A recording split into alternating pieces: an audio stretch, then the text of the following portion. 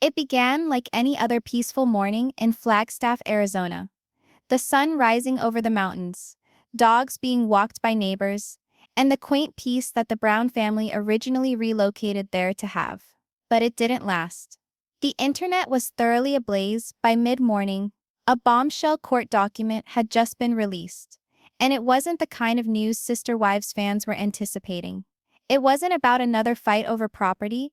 It wasn't about custody battles. And it wasn't about a reality TV contract battle. This was sinister. This was criminal. The name emblazoned across all the headlines made mouths agape: Kody Brown. The man who had made a career out of being the patriarch of a large polygamous family was suddenly confronted with charges that would land him in prison. And this wasn't rumor or hearsay. This was an actual court case with an actual judge and actual ramifications. Social media was ablaze within minutes. Fans, critics, and even the casual viewer of the show were shocked. Individuals who had been following Kody's story from Utah to Las Vegas, and ultimately to Flagstaff, couldn't believe their eyes. For years, Kody had been seen as a complex but charming man. A man who sought to live beyond the conventional and raise his family in his own manner. The Brown family had already experienced controversy, anger from conservative critics of polygamy, legal threats concerning their plural marriage, and public outcry from the wives leaving one by one. But this was different. This wasn't lifestyle, this wasn't beliefs. This was whether or not Kody Brown had violated the law. The complaint, made public in a release by the county clerk's office mere hours ago, uncovered that detectives had been quietly investigating allegations related to Kody's management of family funds for months. The court filing spoke of potentially fraudulent transfers and unapproved use of joint family assets, language that read like the script from a television legal drama rather than a TLC reality program. While reporters scrambled to assemble the timeline, stories started leaking from within the courthouse. Kody had been summoned to report in person. And he did. In a black suit, hair slicked back, appearing on edge. Eyewitnesses said the courtroom was dead silent when he entered. The mood thick, close to electric. Robyn, his lone remaining wife, sat just a few rows back from him. Her skin ashen, grasping a tissue in one hand. As soon as the judge entered, everyone stood up. What followed sent shockwaves far beyond Flagstaff. Judge Morales pulled out a thick file and started reading from it, confirming that new evidence had been produced. Evidence that, in the judge's own words, could completely change the direction of this case. The whole room appeared to hold its breath. Journalists quickly wrote down notes, and a few quietly gasped as the list of charges was read out. The case for the prosecution was simple. Cash had vanished. Not a small amount of cash. Tens of thousands of dollars from accounts that were associated with the family's old businesses. Accounts that some of Kody's ex-wives had allegedly thought were shared equally. The papers suggested the cash may have been diverted without permission, and left a paper trail the investigators now thought implicated deliberate malfeasance. As the judge delivered his words, Kody sat rigidly, his jaw clenched. Witnesses later reported that he hunched forward to his lawyer a number of times, whispering furiously, at one stage shaking his head and growling under his breath. Robyn seemed to bite back tears, her hand clamped over her mouth as though she couldn't quite get what was happening. Outside of the courtroom, cameras and reporters had a swarm as soon as the recess call went out. Fans who'd attended hoping to catch a glimpse of Kody received much more drama than they bargained for.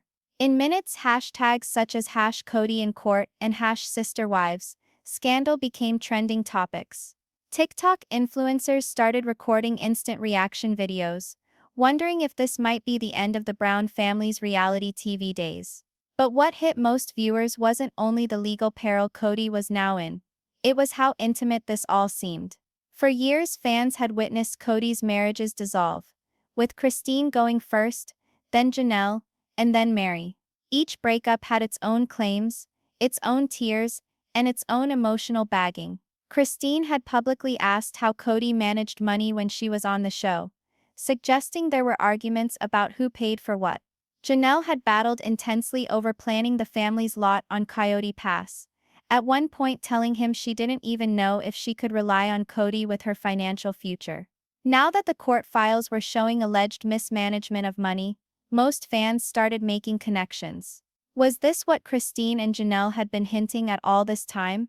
Was this the reason Mary was hinting at betrayal and moving on earlier? Twitter was rife with side-by-side photographs of previous episodes in which the wives had complained about money. Suddenly, things that had appeared like run-of-the-mill family squabbles looked like foreshadowing of something much more serious. Meanwhile, attorneys began to opine on the matter. Lawyers provided analysis of what the judge said on evening news shows and YouTube analysis channels. They said that if the financial transactions were in fact unauthorized and made with the intent to defraud, Kody might get charged with fraud, a felony offense that translated to actual jail time, not simply a fine or wrist slap. The public reaction was bitterly polarized. There were those who came to Kody's defense, maintaining that he was unfairly being targeted because he was famous and because of his polygamous lifestyle. They maintained that any large family would have chaotic finances and this was all being exaggerated due to sister wives. Others, though, believed this was justice. They maintained that Kody had abused his former wives for years and that this was the universe making him pay. Back in Flagstaff, the courthouse steps were a media circus. Camera crews pitched their tents, waiting to get a shot of Kody exiting the building. When he finally did appear, with his legal team by his side, he didn't halt to respond to questions. He kept his head down, dashing for a waiting SUV. But by someone close to the family, he was enraged. He feels like it's a witch hunt, the source alleged. He feels he's being penalized for being himself. But nothing could prevent the fact that the next hearing was already set. The judge had informed everyone that this case was proceeding, and promptly. Discovery, additional evidence, potential witness testimony, all of it would happen in front of the public eye. For viewers of the show, this was not merely another episode of drama. This was the cliffhanger of all cliffhangers. Would Kody be vindicated? Would the family secrets spill out in open court at last? And most importantly, would this be the scandal that would finally put the Brown family's saga on TV to rest? This much was certain. This was no longer entertainment anymore. This was real life with real consequences. And for Kody Brown, a man who once bragged about being the leader of a family through love, faith, and togetherness, his battle for his very life had just begun. The courtroom seemed to hum with tension as all waited for the next scene. Following the recess, individuals stirred back into seats, whispers circulating as rumors spread regarding what would follow. Those reporters who had been furiously tweeting throughout the break now sat poised with cameras at the ready, prepared to record every moment. And then suddenly, the courtroom doors swung open, and the bailiff ordered everyone to stand. Judge Morales returned, her expression inscrutable, the fat folder of papers still clutched in her hand. When she started to talk, the quiet in the room was so profound that even the rustle of someone repositioning herself in her seat sounded loud. She outlined how the court had considered other financial records and correspondence which had just been handed over by investigators. Documents that provided much greater clarity about what could have been going on behind the scenes. These weren't haphazard spreadsheets or a couple of lost receipts, these were account books, transaction records, and even emails which purported to tie the dots between Kody and suspect money transfers. The prosecution rose and introduced a timeline to the court. They asserted the earliest suspicious transfers took place sometime around when the family began discussing relocating to Flagstaff from their Las Vegas homes. The money that was to be used in buying and developing the family's common land, Coyote Pass, was quietly diverted to private accounts, they said. They even accused that some of these transfers coincided with purchases that only advantaged Kody and Robyn's family. The phrase possible embezzlement were said, and the ripple that coursed through the courtroom was undeniable. You could see heads snap in the direction of each other, whispering.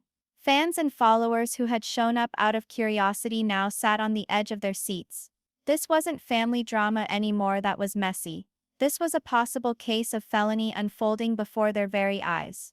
Kody, who had sat stiffly alongside his attorney, moved suddenly forward as if he could not keep it inside anymore. He leaned across the microphone at the defense table and requested to speak forthrightly. His lawyer attempted to put a hand on his arm, obviously preferring him to keep quiet, but Kody shook his head. His voice boomed out across the room as he explained, "This is being totally blown out of proportion. I have never stolen from my family. I have never done anything wrong." The judge's face didn't even flinch. She was reminding him that now was not the time for personal remarks and telling him to let his lawyer speak for him. Kody leaned back, but you could feel the anger emanating from him. His face was red, jaw clenched, hands clamped on the table's edge. To his right, Robyn's eyes shone with tears. She buried her head in her hands at one point, obviously overwhelmed by the gravity of what she was hearing.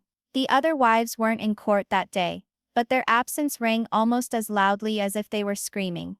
Others questioned whether they were at home watching the news unfold on TV, or if they had decided not to attend because they didn't want to witness him in this state. When the defense did get a chance to speak, they minimized the prosecution's timeline and claimed that the transactions were genuine normal family financial maneuvering.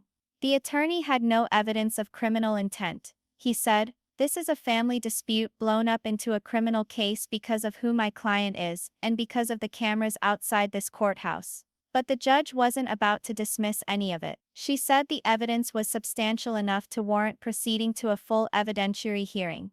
That would allow witnesses to be subpoenaed, more documents could be requested, and Kody's fiscal past could soon be exposed for all the world to see. The phrase possible jail time wasn't uttered outright by the judge, but the lawyers in the gallery didn't require her to verbalize them. They understood what was on the line.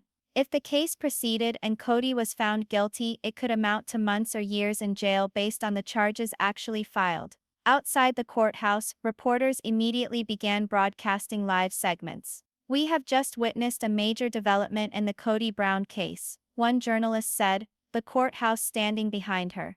"The judge has confirmed that the evidence presented today is substantial enough to advance this case, and Kody Brown is now officially facing the most serious legal threat of his life." Viewers at home commented in real time. Comment pages full of shocked emojis, angry tirades, and hot arguments. Some viewers claimed to be devastated for Kody, referring to this as a witch hunt. Others claimed this was overdue, that Kody had played it like he was above reproach for years, and that this was his comeuppance. For fans of Sister Wives who had been watching all along, this was a moment of surrealistic distortion. The husband whom they had seen construct houses, have children, and fight vehemently over family cohesion was now seated in a courtroom, listening to phrases like embezzlement and fraud. It seemed as though the walls between reality television and real life had come crashing down. Internal sources later indicated that in a private recess following the hearing, Kody appeared shaken. He allegedly informed his attorneys that he felt betrayed, that individuals he trusted had leaked documents to investigators. Some suspects that one of the ex-wives could have provided sensitive documents, possibly Christine or Janelle, given that both had access to family accounts at the time involved. As the day progressed, footage from within the courtroom went viral. Everyone broke down each shot of Kody's body language, the way he clenched his fists, the way Robyn stared down, the way his attorney kept looking at him nervously. It was a trending hashtag on TikTok, where creators overlaid dramatic music and captions such as "Kody hears the word embezzlements" or "Robyn realizing this is real life." By the late afternoon, legal commentators were providing full analyses on YouTube, describing what the next phase might be. They discussed pre-trial motions, whether or not Kody would attempt to negotiate a plea deal in order to avoid a public trial, and what type of sentence he would receive if convicted. Generally, it was the feeling that this was going to get worse before it got better. As Kody finally exited the courthouse that afternoon, surrounded by his lawyer and 2 bodyguards, the outside crowd broke into shouts, some offering words of encouragement, others shouting criticism. He did not pause to talk with anyone. He climbed into a waiting sport utility vehicle, and as it pulled away from the curb, the crowd buzzed on with rumors. By the time evening news shows aired their reports, the case had officially made it national. It was no longer a subject for Sister Wives devotees. It was a headline that caught the eye of anyone who read celebrity gossip or legal controversies. And as the sun went down over Flagstaff, one thing was certain: the case against Kody Brown was no longer an under-the-radar investigation. It was an all-out public spectacle, and the sequel was going to be even more explosive. The courtroom was still abuzz from the previous announcement when the prosecution moved to be allowed to give a summary of the new evidence. What ensued seemed like something out of a courtroom drama. The chief prosecutor rose, pushed his glasses up the bridge of his nose, and made his way slowly to the middle of the courtroom with a stack of papers in hand. His voice was steady but unyielding, and each word seemed loaded.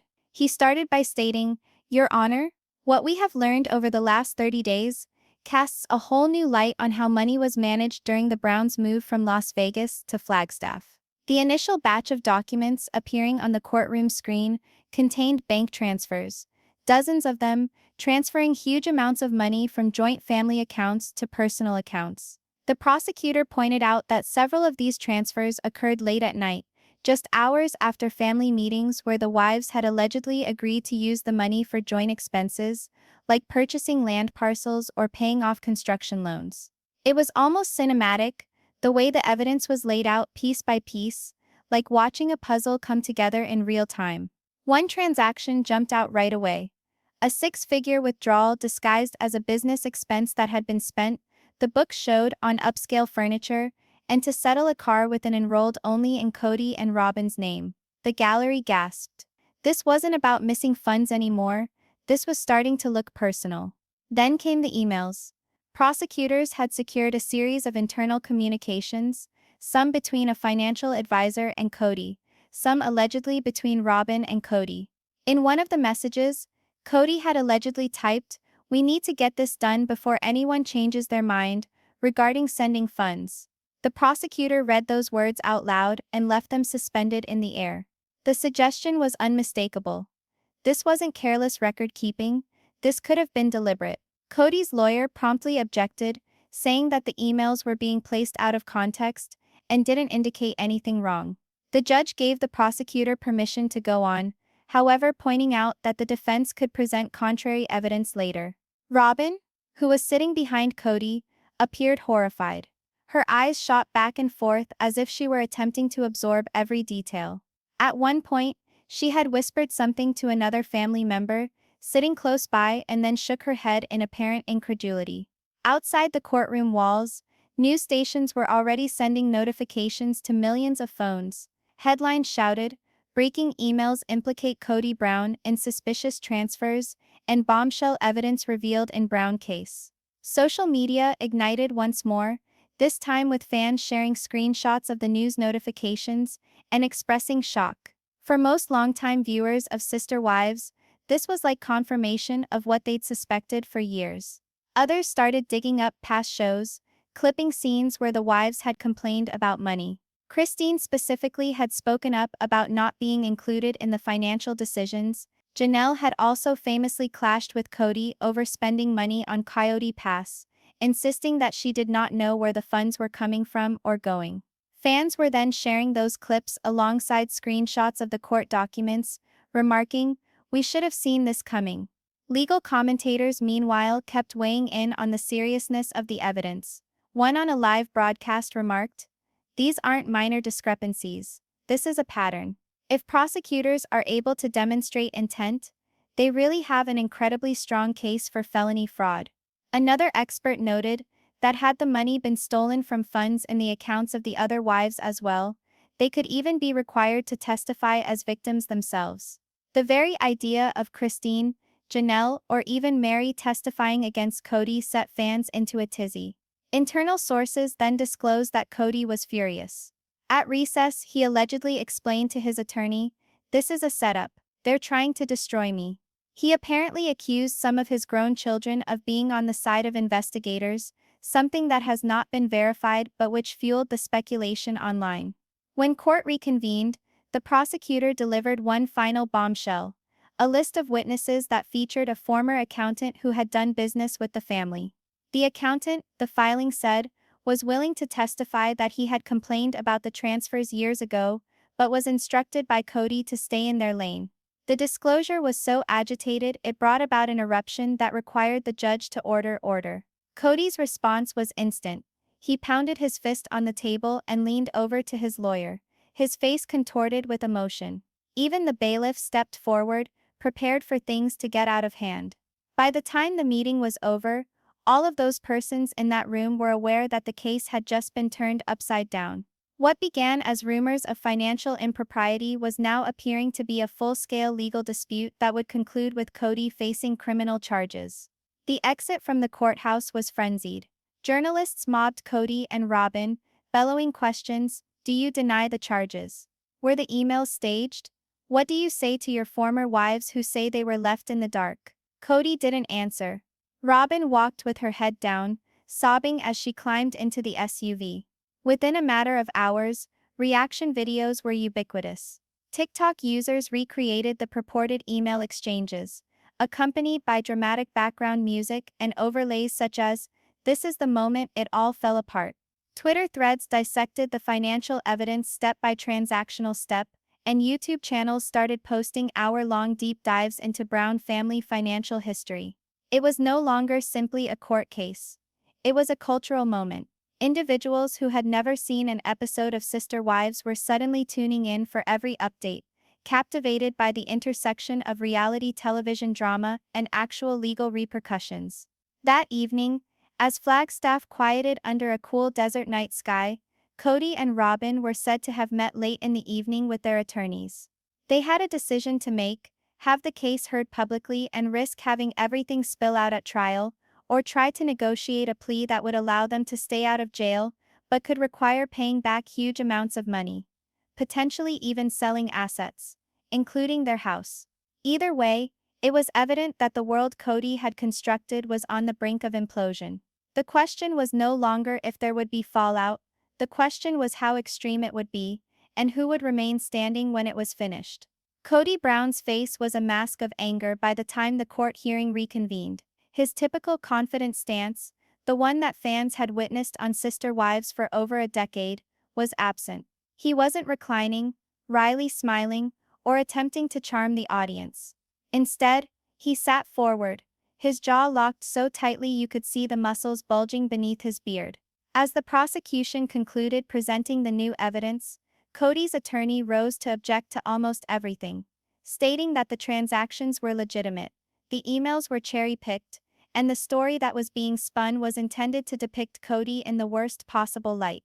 But as the judge overruled several of the objections and permitted the records to stand, Kody lost his temper. Witnesses indicate he jumped up out of his seat, shocking almost everyone in the courtroom. His chair scraped loudly against the floor, the noise slicing through the strained silence like a knife. He pointed at the prosecutor's table and declared, voice raised, "This is a lie.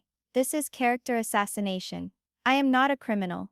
The judge quickly slammed down her gavel, ordering him to sit. "His Mr. Brown," she said sternly, "you will get your turn to speak. This is not the moment for speeches." Kody's attorney nudged him gently toward a seat, but his face was red, and for a moment he seemed as if he would not sit. Lastly, with effort, he slumped back into his chair, his hands wrapping over the edge of the table. The air in the room was charged enough to suffocate. Robyn, her eyes fixed in horror, appeared to be seconds from shedding tears. She leaned forward, a shaking hand on Kody's shoulder as though to soothe him, but he did not turn to face her. As the court recessed once more, Robyn was seen hurrying out of the room, towards the corridor. Witnesses outside the courtroom reported that she was hugging the wall, dabbing at her eyes, obviously distraught. One observer reported hearing her mutter, "This can't be happening to the person next to her." The recess provided Kody time to calm down, but when court resumed, the tempest raging within him was still apparent. His lawyer addressed him on his behalf, attempting to spin the evidence as a misperception, complicated finances, joint accounts, sloppy bookkeeping that seemed suspicious only if taken out of context. But Kody couldn't resist. At one point he grumbled under his breath loud enough for all those around him to overhear, "They're all out to get me." Outside of the courtroom, the theatrics were bigger than ever before. Viral clips of Kody's tantrum circulated in hours. Headlines on news channels read, "Kody Brown blows up in court," and reality TV star flies off handle as judge goes over evidence. The images of him standing over his finger pointing, yelling self became the picture of the day, posted millions of times on social media. For the viewers, it was a moment of surrealism. The Kody they had grown accustomed to for all these years was outspoken, certainly, sometimes dramatic, certainly, but to see him so cornered, so defensive, was something different altogether. Some fans professed they felt pity for him, that he was a man driven too hard by the public glare and by betrayal.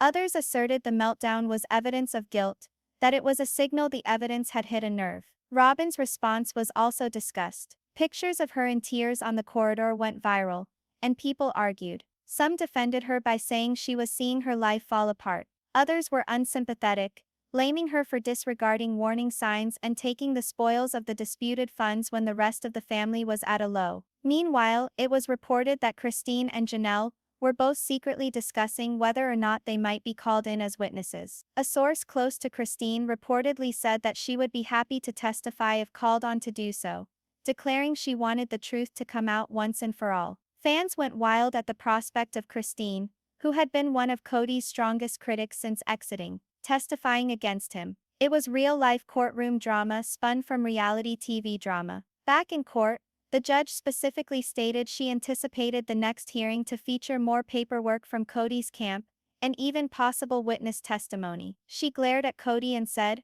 "Mr. Brown, this court anticipates complete cooperation from now on. If we find any forms of withholding information, the outcome will be severe." Those words hit like a hammer. Kody's shoulders went rigid. He nodded, but his expression was somber. Robyn looked at him, her eyes big, as if to ask silently if they could possibly endure what was to come. When court was adjourned for the day, Kody quickly departed, striding past reporters with not a word. But the cameras did not miss anything. His stiff step, Robyn's tear-stained face, the way he covered her with his arm as they elbowed through the throng. By nightfall, all of the big entertainment venues were airing the video. The news had now gone mainstream. No longer was it just something for sister wives enthusiasts. Television talk shows argued over whether Kody's response was warranted or irresponsible. Lawyers opined on what sentence he would receive if convicted. Social media users were split down the middle, some urging sympathy and others calling for responsibility. That evening, according to reports, Robyn allegedly totally lost it at home. A member of the family stated that she was terrified of what could be done to Kody, but also to their children. She feared the cameras recording every second of their suffering, and the public judging them without having all the facts. Kody, on the other hand, was reportedly angry and belligerent. He reportedly informed a close friend that he would fight this to the very end and that he was not going to let the system or bitter exes destroy his life. But for all his determination, the fact was dawning. This was not a personal family matter anymore. This was a case that would land him in jail, bankrupt the family's finances, and irreparably alter the public's perception of him. And most haunting of all, the case was hardly even close to being over. The judge had barely scratched the surface of the mountain of evidence. Additional documents were on their way, additional witnesses would be summoned, and the public eye on Kody's existence was only going to shine brighter. The day concluded with Flagstaff peaceful once more, the courthouse deserted, but the tale was only just beginning. For Kody, it was the longest day of his life. And yet, tomorrow might be worse. When the word got out that Kody Brown was in danger of being charged with crimes, the entire Brown family found themselves back in the public eye overnight, and not as they were accustomed. They had happily been living their lives before cameras for years, opening their hearts and sharing their triumphs, tragedies and travails with millions of television viewers. But this time the cameras weren't present to witness a new wedding or record a family relocation. This was scandal, and the world waited to see how the women who had previously shared their lives with Kody would react. Christine moved first. Not with a grand statement, not with an official interview, but with a quiet post on Instagram that conveyed everything without saying a word. It was a picture of her sitting at her kitchen table with a cup of tea, smiling into the camera, the caption saying, "Peace feels good." Fans were quick to fill the comments section, taking it as a veiled jab at Kody. "She's sipping tea while Kody's in court." One quipped, while another posted, "This is the definition of thriving after divorce." In a matter of hours, Christine's post had garnered thousands of likes and was being shared on fan pages. But if Christine's reply was serene and a little bit smug, Janelle's was far more mysterious and far more incendiary. Towards the end of that evening, she included a single sentence on her Instagram story that said, "The truth always comes to light." Within days, shots of the story were circulating all over the place. Viewers speculated wildly. Was Janelle indicating that she had known all along about Kody's reported financial mismanagement? Was she signaling that she might be subpoenaed to testify? Some even went so far as to speculate that she had cooperated in secret with investigators, although there was nothing to back that up. Mary, on the other hand, kept absolutely quiet, at least in public. But observant fans caught on that she'd been liking and sharing messages that spoke against Kody's previous choices, particularly financial and real estate ones. One of the messages she liked stated, "When someone shows you who they are, believe them the first time." Another was regarding the value in calling individuals out, regardless of how long it takes. All it took was for fans to think Mary was silently rooting for the court proceedings, or at least not angry to see Kody finally get some sort of comeuppance. The drama didn't stop with the ex-wives. Adult children from the Brown family began making their own subtle comments, adding fuel to the fire. Peden, Christine's son, jumped on TikTok Live to answer fan questions, smiling mischievously when someone asked about the case. "Let's just say I'm not surprised," he said, before quickly changing the subject. That single comment was enough to send the internet into a frenzy. On the other hand, Kody's fans, mostly those loyal to Robyn, attempted to come to his defense. Some of Robyn's family members put up posts on social media describing the charges against Kody as unjust and political in nature, stating that the family was being attacked due to their plural marriage history. This argument heightened heated debates online, with some concurring that Kody was being judged wrongly, and others contending that his legal issues were unrelated to religion, but everything to do with personal choices. In days, the family's divided responses were incorporated into the story. Media outlets started publishing stories with headlines such as "Brown Family Divided as Kody Faces Courtroom Drama" and "Ex-Wives Speak Out. Is this the end of the Browns forever?" Entertainment journalists began camping outside Christine's and Janelle's houses, waiting for a reaction shot on camera. Paparazzi shots were snapped of Christine shopping at a grocery store with her new husband, appearing utterly unmoved, and Janelle at a coffee shop with a friend, having an intense conversation. The tabloids published the photos with melodramatic headlines, making even the most ordinary errands become part of the big picture.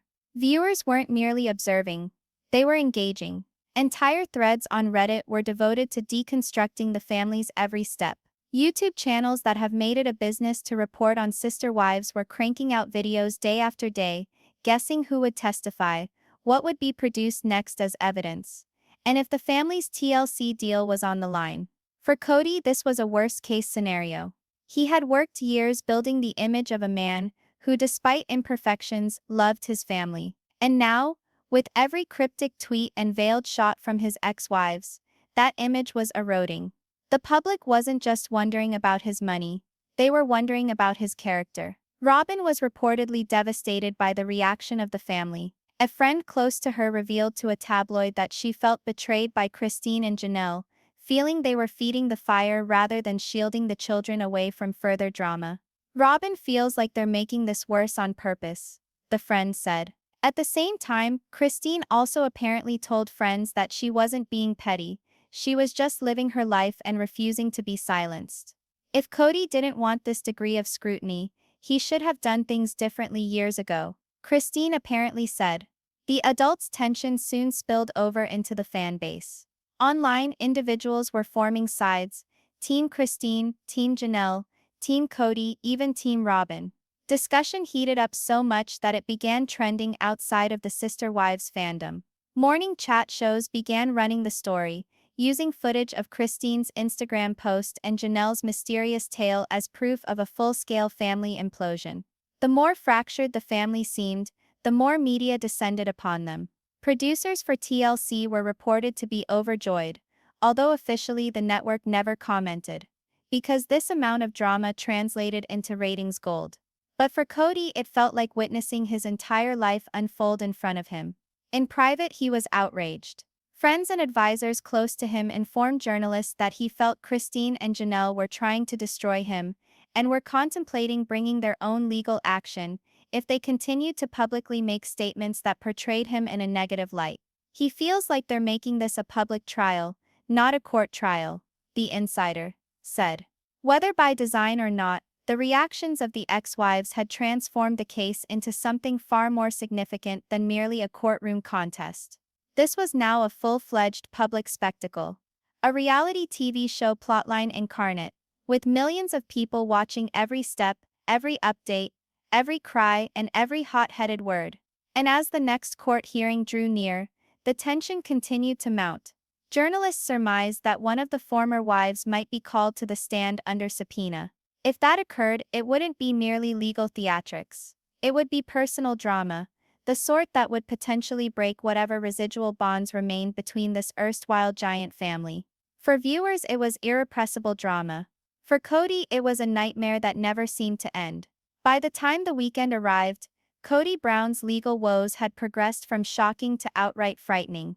National news headlines were reporting the story, not as simplistic reality show drama, but as a legitimate legal case that would have ramifications for other reality show personalities accused of financial improprieties. Cable news talk shows invited on legal specialists, financial commentators, and even retired prosecutors to dissect what the new evidence might portend for Kody. The overall consensus was dire. If the documents and court testimony were true, Kody was not only in line for a slap on the wrist, he might be in line for actual criminal charges carrying the potential for jail time.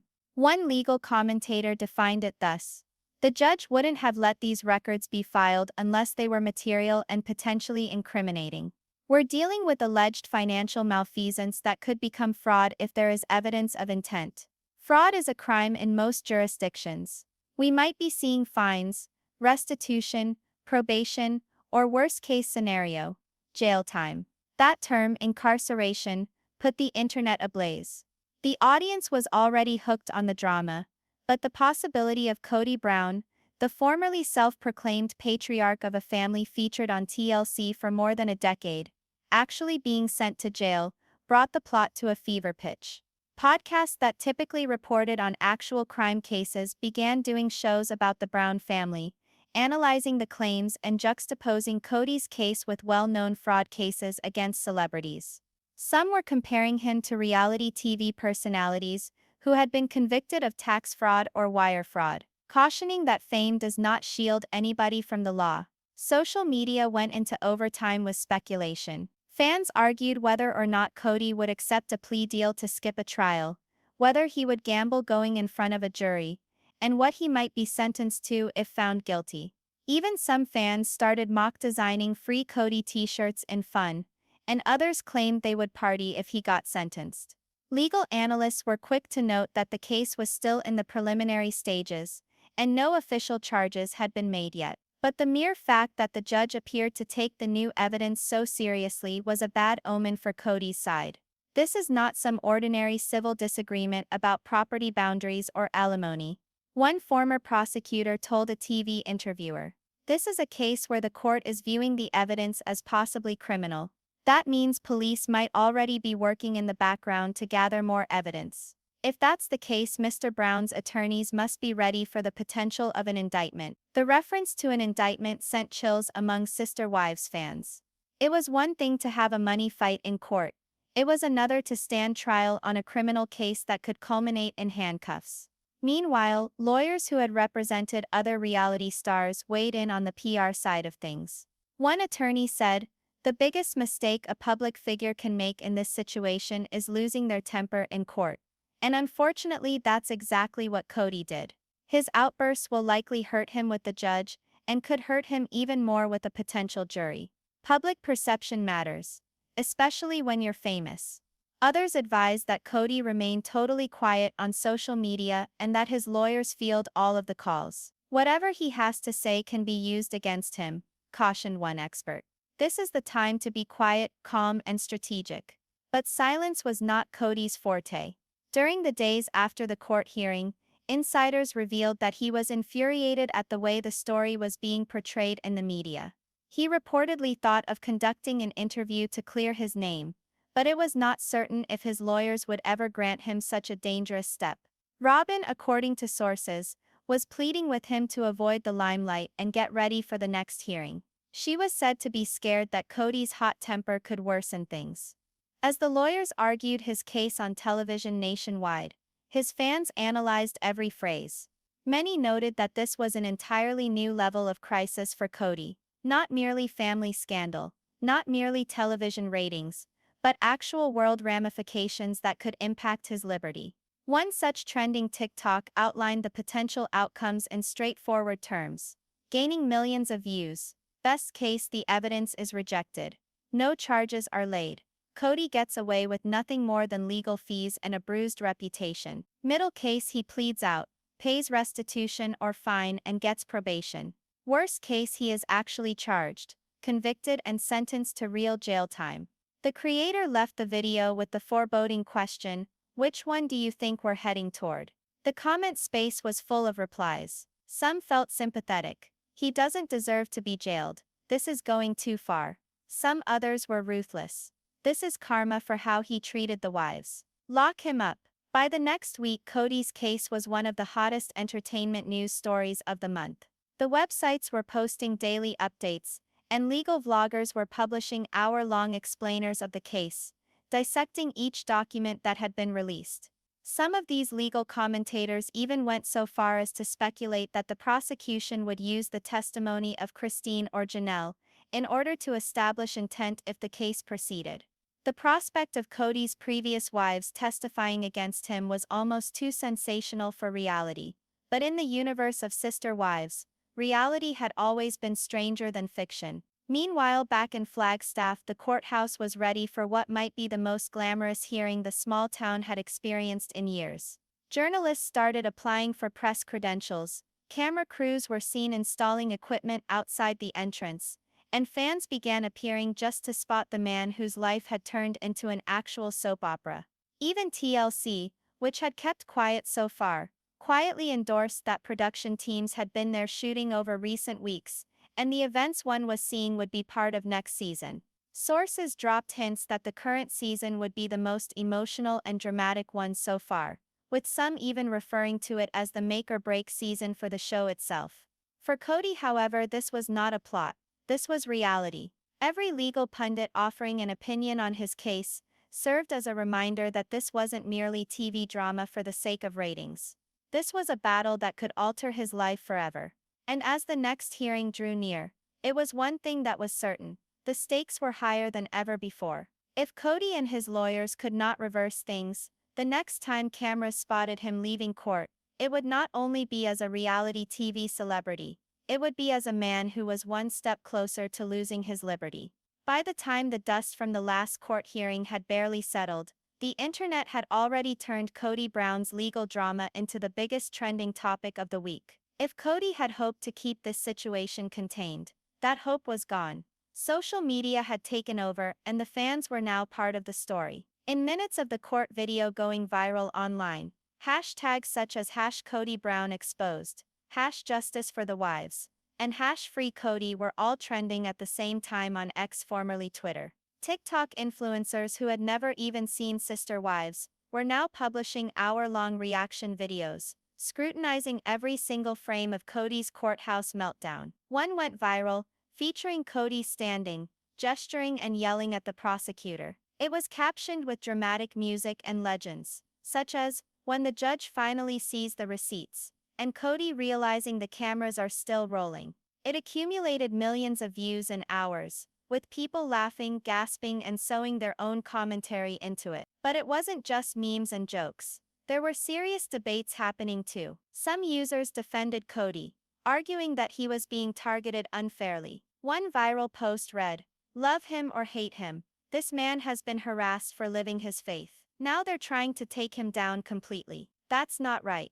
That post alone had tens of thousands of likes and started a whole thread discussing religious discrimination, and if Kody's plural marriage background made him a target. Meanwhile, some fans regarded this as a moment of reckoning. They went back and dredged up old moments from the show in which Kody made financial decisions unilaterally, cutting them together into montages labeled, "And now look where we are." They were half entertainment, half indictment, a means for viewers to cobble together the narrative they had been watching for years. Instagram was filled with response posts. Fan accounts uploaded side-by-side images of Christine smiling and Kody appearing furious, with captions such as living your best life versus fighting for your life. Janelle's soft shade post, "The truth always comes to light," was screenshot and reposted thousands of times, with fans dubbing her the queen of soft shade. Reddit threads exploded overnight. The Sister Wives subreddit, which is generally a site for episode commentary and fun memes,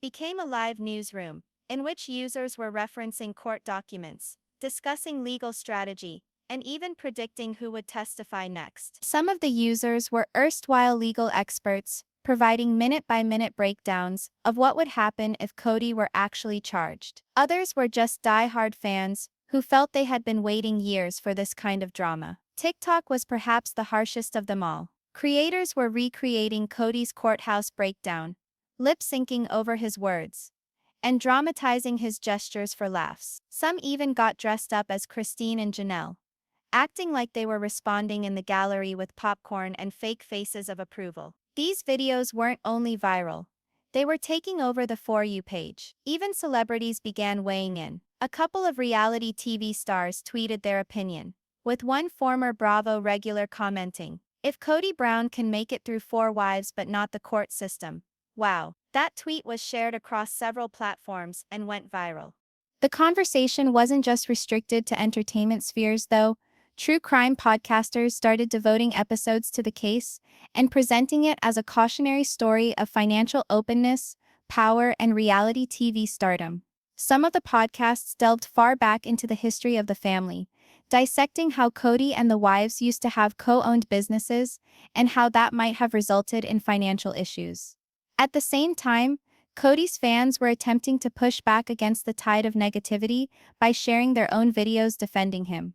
They implored people to be patient, reminding them the case wasn't concluded yet, and that Kody was owed his day in court without being convicted in the internet court of public opinion.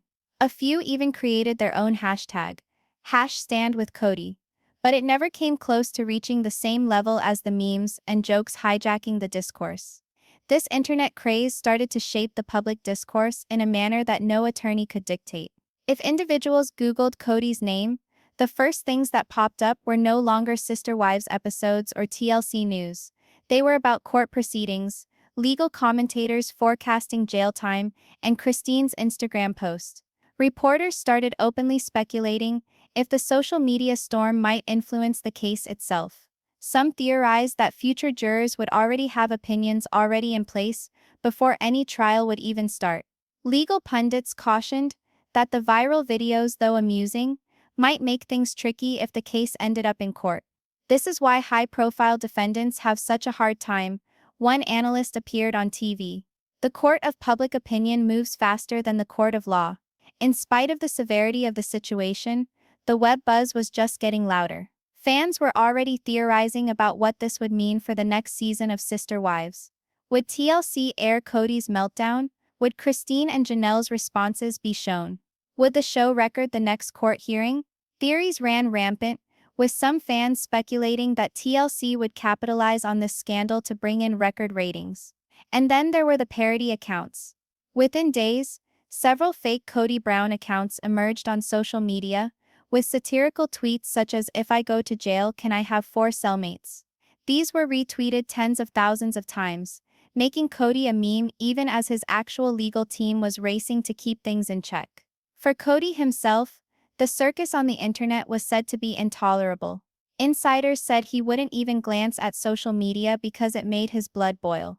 Robyn was reportedly crying over some of the more vicious jokes, which she thought went too far.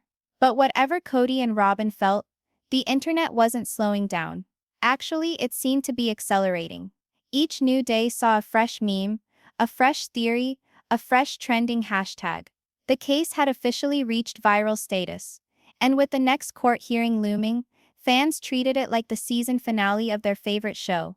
If there was any question that TLC would document this entire mess in the courts, that question dissolved the moment camera crews were seen outside the courthouse. Paparazzi shots caught a boom mic operator and 2 cameramen following Kody and Robyn out of the building, their faces pinched and stern. The internet blew up with speculation. Were they shooting a special episode? A whole season? Would fans be able to see this courtroom drama unfold on television?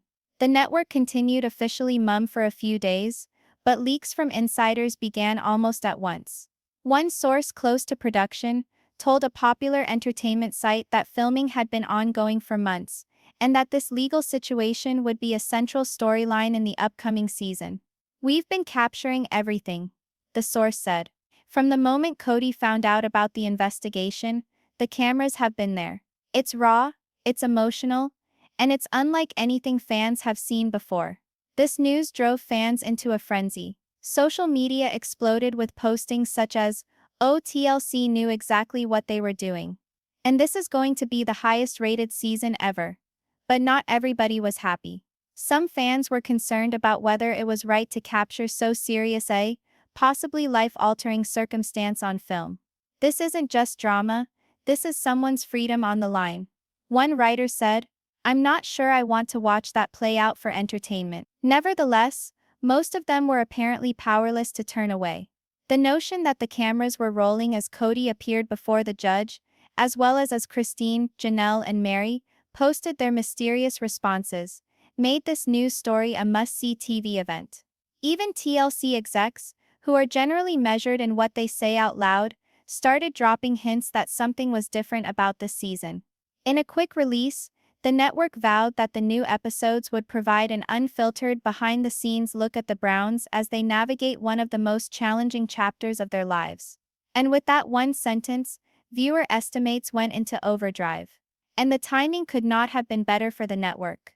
Sister Wives ratings had been consistent but not historic in the past several years. This scandal, though, was a treasure trove.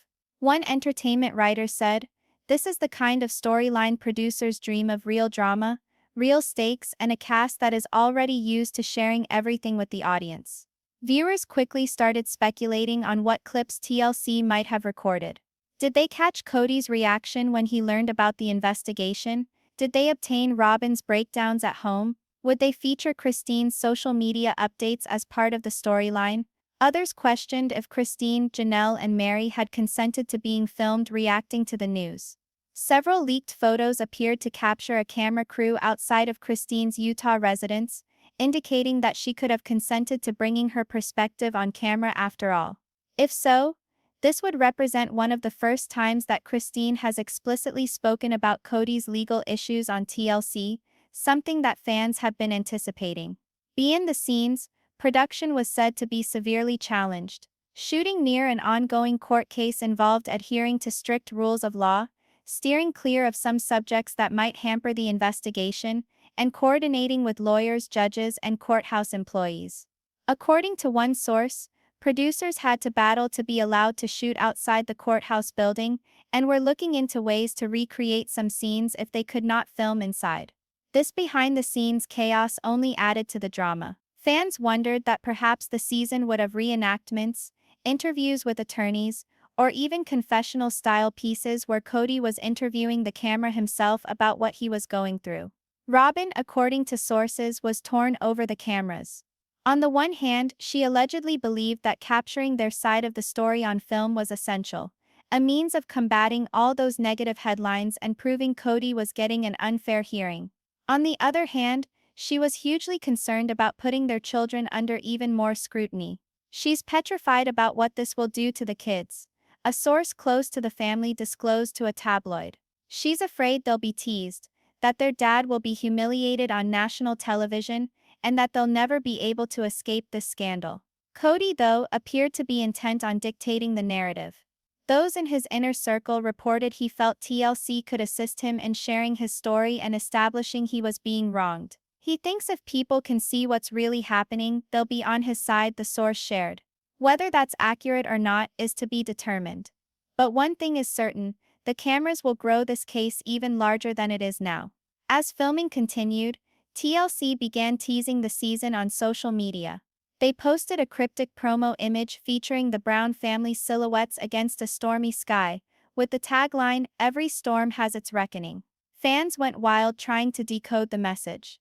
Some said the storm represented Kody's legal troubles, while others thought it was a metaphor for the entire family finally facing the fallout of years of dysfunction. Sister Wives YouTube channels started dissecting the promo frame by frame, speculating on what storylines would be featured. A few even predicted this might be the series finale, that the court fight would be the cliffhanger to a decade-long drama. Meanwhile, paparazzi kept snapping pictures that promised to reveal just how much access TLC had been permitted. Pictures emerged of Kody sitting on his porch with a crew of cameras sitting close by, clearly upset as he talked. A second group of photos depicted Robyn walking into an interview confessional setup, serious-looking but resolute. All of this added up to a storm of expectation. Fans weren't only curious, they were counting down the days until the season premiere. TLC sources teased that the first episode would lead with actual courtroom footage and Kody's explosive rant, instantly drawing viewers into the drama. And for the viewers who had watched the family for years, this wasn't TV. This was closure. For some viewers, it was vindication, an opportunity to finally witness Kody paying the price for years of questionable choices. For others, it was tragic. A family they had become invested in was collapsing before their eyes. Either way, TLC had promised the world would be paying attention. This was no longer a reality show. It was a national debate, a cultural phenomenon, and perhaps most historic season on the show ever. And somewhere in Flagstaff, where the cameras folded up for the evening and the courthouse cleared out, Kody Brown sat in his living room aware that come next season, there would be no covering it up. Everything he said, every tear Robyn cried, every mysterious Facebook post from Christine and Janelle would be on the show. The question wasn't if people were going to watch. The question was if Kody was going to make it through the season with his reputation, his family and his freedom in place. The wait for the next day in court had officially started, and with each day the stress level on Kody Brown grew. The one-time boisterous patriarch, who sat on the couch and brought massive belly laughs to sister wives, now appeared quieter as if haunted. Neighbors in Flagstaff reported that he had been seen pacing around outside his home late at night, on the telephone, sometimes waving his arms wildly, sometimes sitting with his head in his hands. Within the Brown family home, tensions ran high. Robyn attempted to remain calm, but even she couldn't keep her worry hidden. She was said to be in tears at night, concerned about what would befall her if Kody was found guilty. "I can't lose him," she told a close friend, according to a tabloid. "We've been through so much already. If he goes to jail, I don't know how I'll hold this family together." Kody's lawyers were working overtime. The judge's ruling to review fresh evidence had left them reeling. They knew what was at stake. If the evidence was incriminating enough, Kody could be headed to trial and possibly wind up in prison. Nighttime meetings with his attorneys dragged on into the wee hours. They left stacks of documents, witness affidavits, and spreadsheets covering their meeting table. "We need to get in front of this," Kody's primary attorney advised him in one very tense strategy session. "If we don't contest this evidence at this point, game over." But there was only so much that they could do. The prosecution had allegedly secured emails, text messages, and even video recordings that they said proved Kody's direct participation in the purported fraud. If these messages were cherry-picked from context, or were actually evidence of something criminally culpable remained to be seen, but even knowing that they did was enough to give Kody sleepless nights. On top of the pressure was that the whole world appeared to be watching. Every step Kody took was scrutinized on the internet. If he missed a public appearance, people guessed he had something to hide. If he did go out in public, they criticized the way he moved, wondering if he looked guilty or not. Even his relatives could not remain quiet. Christine, already vocal on social media, shared another mysterious post thought to be regarding Kody's relationship. "Truth always comes out, even when people try to bury it. Some lessons have to be learned the hard way." Janelle was more restrained, but allegedly explained to a friend she was worried sick about what this might do for their children. Mary, predictably, remained mum in public, but sources indicated she was being contacted by producers and could possibly be spilling the beans on camera. Kody himself felt betrayed by some of these public reactions. "They're acting like I've already been convicted," he told his lawyers. "I haven't even had my day in court yet." Still, he couldn't shake the feeling that the walls were closing in. Every day brought new headlines, new speculation, new doubts. The pressure was unbearable. At one point, Kody allegedly even thought about doing a sit-down interview with a big network to share his side of things. His attorneys, though, counseled against it. You don't want to provide the prosecution with more ammunition. One of them cautioned. At the moment, the less you talk about, the better. Meanwhile, TLC producers were preparing for what they called the most important episode of the season. Crews filmed Kody at home, at meetings with his lawyers, even during emotional moments with Robyn. Viewers are going to see him like they've never seen him before, one crew member promised. This isn't the confident, joking Kody we're used to. This is a man fighting for his life. The tension wasn't just inside the Brown home. It was felt in Flagstaff as well. Locals speculated about the case in coffee shops, at grocery stores, and on Facebook community pages. You'd think the president was coming to town, one resident joked. Everyone's talking about Kody. As the next court date loomed, the lawyers went back at it harder.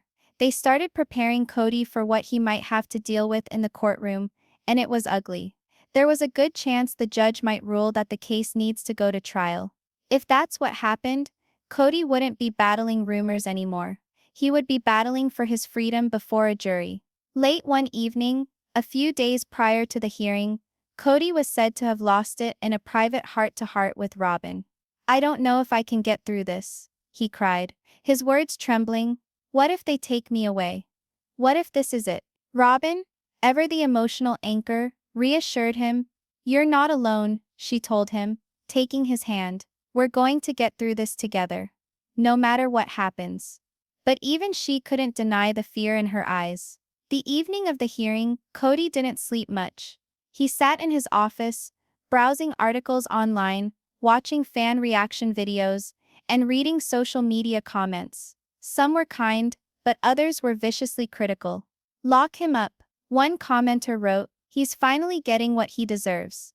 At 3 a.m., Kody closed his laptop, covered his face with his hands, and muttered to himself, "This can't be how it ends." When the sun came up the following morning, the whole Brown clan was tense. The children were subdued at breakfast, feeling the stress in the atmosphere. Camera operators were already set up to film every detail as Kody got ready to face court again. This was it. The day that would determine if Kody Brown's bad dream was only just beginning, or was finally about to be over. The Flagstaff courthouse had never been so charged. Reporters were waiting in the pre-dawn chill, cameras and microphones held tightly, outside the building. By 8 a.m., a small group of people had started to congregate, some of Kody's friends, some of his detractors, carrying signs calling for justice. The air crackled with anticipation, like the moments before the storm hits. Kody came in just after 9, wearing a black suit and tie, hair neatly combed but face pale. Robyn stood beside him, white-knuckled from holding his arms so hard. There were camera crews attending to them as they climbed the courthouse steps, flashes going off like firecrackers. Global audiences watched live streams, TikTok and YouTube channels documenting every moment of their arrival. Within, the courtroom was filled to capacity. Early birds who had come to watch sat quietly on the benches, their phones at the ready, poised to take history. The prosecution team was already in place, their documents arranged neatly, their faces serene but intent. When Kody sat down at the defense table, he breathed deeply and looked back at Robyn. She nodded gently, tears in her eyes. This was it. The moment that would determine whether his worst nightmare became a reality. The judge arrived at 9:30 a.m. on the dot, and the room fell silent. Cameras were forbidden inside, but reporters furiously wrote notes, eager to capture every statement. The trial opened with the prosecution introducing the new evidence, a chain of financial records, text messages, and internal emails they accused of linking Kody directly to the fraudulent scheme in a family business. Every piece of evidence was a punch. Kody stood rigidly, clenching his jaw, whispering every so often to his lawyer. A especially inflammatory email was read aloud at one point, purportedly featuring Kody offering directions that prosecutors indicated were part of the scheme to defraud. Gasps coursed through the courtroom. Robyn put her hand over her mouth, obviously startled, but Kody's lawyers were not going to let the prosecution spin the story. They maintained that the evidence had been misinterpreted, that Kody had never intentionally violated the law, and that the whole case rested on a misconception. This is a family conflict, not a criminal conspiracy, his lead attorney declared vigorously. In making this into a criminal trial would be a miscarriage of justice. The tit-for-tat went on for hours. By the time the judge asked for a brief recess, the whole room was tired, but the tension had not relented for a moment. Outside, the fans and critics argued vocally in front of news cameras. Some thought that Kody was being unfairly singled out due to his celebrity status and unusual lifestyle. Others claimed this was karma, long coming for the way he treated his family. When court reconvened, the judge's face was impassive. The whole room held its collective breath as he started to talk. He defined the legal criteria, the gravity of the charges, and the significance of the produced evidence in measured tones. Kody's heart thumped in his chest. Robyn held onto the side of the bench, so tightly she might have snapped it in two. And then came the phrase everyone was waiting to hear. The court determines that there is enough evidence in this case to send it to trial. The words strike like a clap of thunder. Gasps echoed through the courtroom. Reporters immediately scrambled out to get the word out. Robyn broke into sobs, Kody's face blanching. His lawyer placed a hand on his shoulder, mumbling something intended to reassure, but Kody hardly appeared to be listening. This wasn't the worst of the nightmare. It was only the start. The judge went on, fixing a date for the trial 3 months ahead. Mr. Brown, in the meantime you are to obey all orders of the court, he instructed sternly. Any breach will be met with instant revocation of bail. Kody nodded curtly. He resembled a man who had just been informed that his whole world was set to come crashing down. The moment the hearing was over, it was pandemonium outside. Reporters yelled out questions. Hands cried out encouragement, or taunts. Kody and Robyn pushed through the throng, their faces tense with emotion. At home, TLC cameras picked up the unedited aftermath. Kody slammed the front door shut behind him, tore off his tie, and tossed it onto the floor. "This is a witch hunt," he yelled. Robyn sobbed silently on the couch, her shoulders quaking. In a later night confessional, Kody addressed the camera, his eyes burning. "I'm not a criminal," he affirmed. "I will fight this. I will prove my innocence, no matter what it takes." But his words gave away more. Fear. As news sources around the nation shared the judge's ruling, social media went crazy. #Kody Brown trial was trending in hours. Fans wondered what the trial would uncover, which witnesses would be called, and if Kody could possibly avoid jail time. Christine shared another mysterious post. Sometimes the truth has to be dragged into the light, and when it is, everything changes. Even Janelle spoke out, sharing a single word on Instagram: prayers. At the end of the evening, it was obvious that this wasn't merely a family crisis for the Browns. It was a moment of culture. Everybody had something to say. Everybody was tuned in. And somewhere deep within the stillness of his Flagstaff residence, Kody sat by himself, looking at the trial date marked on his calendar. 3 months, 90 days to the biggest fight of his life. 90 days to face a jury that could determine if he went free, or spent years in prison. The cameras continued rolling as he spoke quietly to himself. "This isn't over, not even close." And with that, the screen went black, and fans everywhere were left clamoring for what was to follow.